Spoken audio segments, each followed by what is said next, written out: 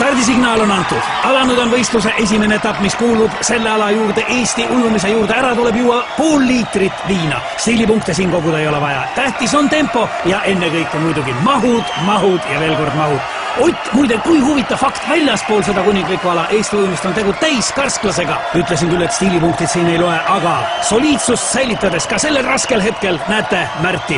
Ja siin, millises tempos liigub Ago. Hapukurk, ainus lubatud abivahend. Kohtunikud on sellega hoolega üle vaadanud, et sinna ei oleks pistetud midagi, mis võiks võistlejaid aidata. Ja siin on näha, et võistlejad on üha rohkem teiseks etapiks, distantsiks valmis. Märt, Ago, raske, aga nüüd tuleb meeste tahtejõud mängu. Otil veel raskem, aga ka tema on distantsiks valmis. Mehed lähevad stardipukkidele, tuleb fikseerida stardiasend ja see on võistluse üks raskemaid momente. Võiks öelda, see ongi kogu jõukatsumise üks võtmehetki. Väga paljud on pidanud alla vanduma just selles faasis, aga nemad ei ole ka finaalis. Siin on ju 4 kõige kangemat, aga ka neil on raskusi. Kus on pukk? Kuhu minna? Ei ole kätes seda jõudu, ei ole jalgadeski. Aga tuleb minna.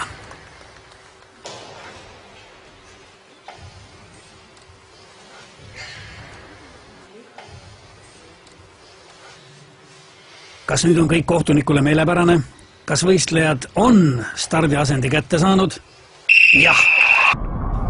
Kõlas vahestardisignaal. Väike hetk peataolekut, aga juba favoriit kogub ennast ja asub teele võidu suunas. Ago samal ajal stardipukilt lahkumata on mees põrandal ja see jäi tema viimaseks stardiks. Võistlus aga kestab.